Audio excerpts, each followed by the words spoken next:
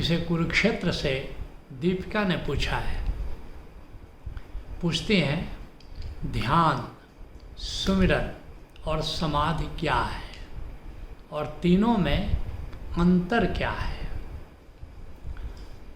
पहले आप जानते हैं ध्यान क्या है।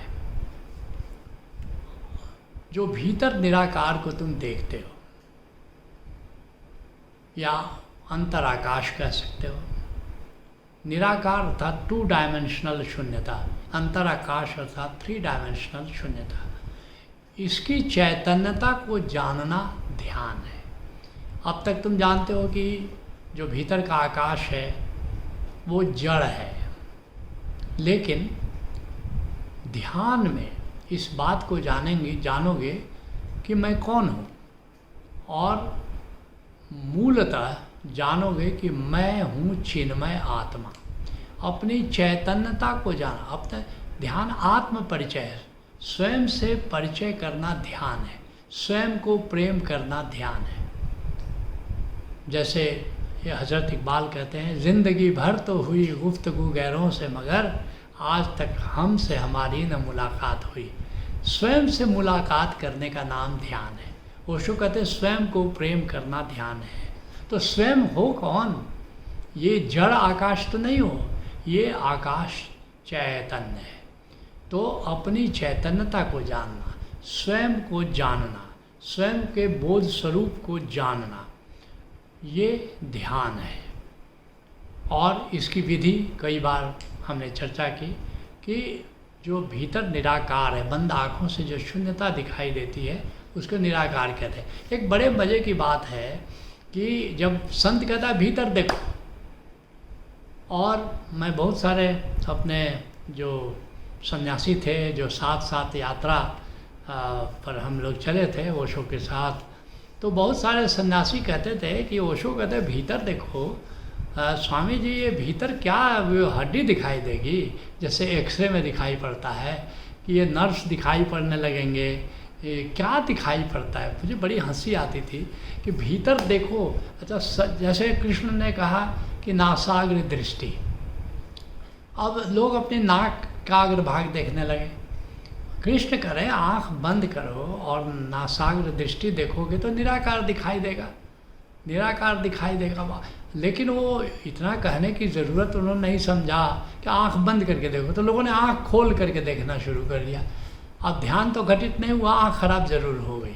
ठीक इसी तरह से जब संत कहता है भीतर देखो, तो लोग पता नहीं क्या क्या अनुमान करने लगते हैं कि भीतर लगता है हड्डी दिखाई देगी कि क्या दिखाई पड़ेगा। नहीं, भीतर देखो मतलब आँख बंद करके क्या दिखाई देगा? शून्यता दिखाई देगी, एम्प्टीनेस दिखाई देगा। तो उस एम्प्टीनेस को देखो और एक दिन देखते देखते उसकी चैतन्यता को जान लोगे तो ध्यान घटित हो। एक्चुअली ध्यान तब घटित होता है जब जान लेते हो कि मैं हूँ चिन्मय आत्मा। असली ध्यान उस दिन तुमको घटित होता है, अर्थात स्वयं से परिचय, स्वयं से मुलाकात, स्वयं से प्रेम, स्वयं के अंतराकाश के चैतन्य स्वरूप का अनुभव, इसका नाम ध्यान है। तो फिर सुमिरन क्या है? अब जब अंतराकाश से परिचय होना शुरू हो जाएगा तो फिर क्या होगा कि उसमें अनेक खजाने हैं। हीरा, संतों ने कहा है कि हीरों का टकसाल है। अब क्या है वहाँ पर? नाद है, नूर है, अमृत है, आनंद है, चैतन्य है, बहुत कुछ है, उमंग है, मंगल है, ऊर्जा है, शांति है, बहुत सारा है। तो जब इन तत्वों का अनुभव होना शुरू हो जाएगा तो इसकी जब याद करते हो तो इसका नाम है सुमिरन। अर्थात कि एक बात है, 3 शब्दों से परिचय कराता हूँ तुम्हारा कि एक ज्ञाता है, एक ज्ञेय है। जैसे मान लो हमारा शरीर है, तो शरीर में आँख देख रही है और शरीर में विभिन्न अंग हैं, वो दृश्य हैं। जैसे हम अपने हाथ को देख रहे हैं, आँखों से देख रहे हैं, तो कौन देख रहा है? ये हमारी आँख देख रही है। कौन देखा जा रहा है? हमारी उंगलियाँ देखी जा रही हैं, लेकिन दोनों ही शरीर के अंग हैं।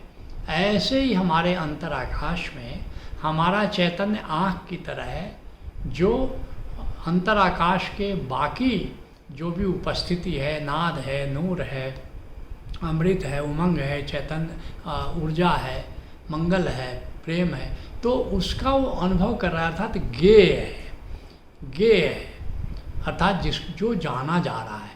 तो इस तरह से जो भी गेय तत्व है, नाद श्रवण कर रहे हो, अब ये सुमिरन का हिस्सा है। नूर का दर्शन कर रहे हो, अब ये सुमिरन का हिस्सा है। उमंग का अनुभव कर रहे हो, मंगल का अनुभव कर रहे हो, प्रेम का अनुभव कर रहे हो, हाँ। तो और अब उसकी तुम याद कर रहे हो, अर्थात अंतर आकाश में जो भी है गेय के रूप में है, और एक दिन यही तुम ब्रह्म को, इसी का विस्तार ब्रह्म है।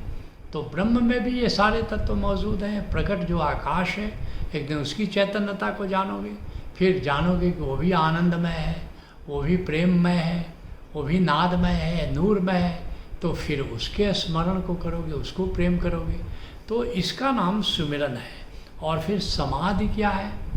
अब समाधि में ये जो ज्ञाता है, जैसे सामान्यतः क्या है कि 3 अवस्थाओं से तुम परिचित हो। जागृत अवस्था से परिचित हो, विचार चल रहा है, समय का ज्ञान चल रहा है, जैसे अभी हमें तुम सुन रहे हो तो जागृत अवस्था में हो। और फिर सुषुप्ति अवस्था है कि सो गए, वहाँ पर जैसे जागृत अवस्था में होश है प्लस विचार है प्लस समय का ज्ञान है। जब तुम सो गए तो अब वहाँ होश नहीं है, वहाँ पर विचार भी नहीं है, वहाँ समय का ज्ञान भी नहीं है, ये सुषुप्ति है।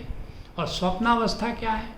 बेहोशी है मगर एक विचार चल रहा है, समय का एक अपना ही समय का कुछ न कुछ बोध चल रहा है, वो स्वप्न है। लेकिन एक चौथी अवस्था, एक तुरीय अवस्था है, जहाँ तुम होश में हो लेकिन विचार नहीं है, होश में हो लेकिन समय का ज्ञान नहीं है। उस अवस्था को समाधि की अवस्था कहते हैं। तो अब कह रहे हो कि तीनों में भेद क्या हुआ? भेद ये है, ये जो मैंने बताया, ज्ञाता, ज्ञेय और ज्ञान, इन 3 शब्दों को से परिचित हो जाओ। अर्थात ये जो ध्यान का अनुभव है वो ज्ञाता का अनुभव है। ज्ञाता कौन है? ये चिन्मय, ये जो चैतन्य है यही ज्ञाता है।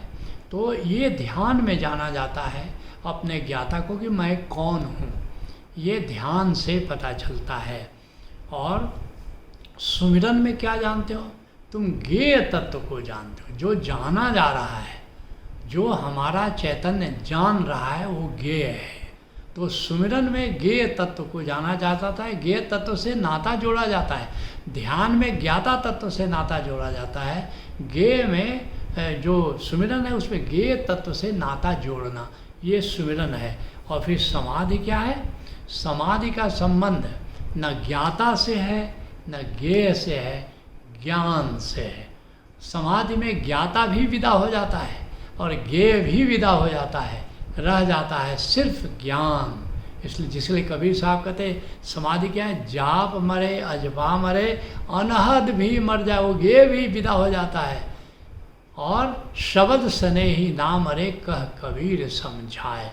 लेकिन जो एक होश मात्र स्थिति है वो बनी रहती है, बिल्कुल होश जिसको कहते हैं जस्ट अवेयरनेस, वो समाधि में बना रहता है।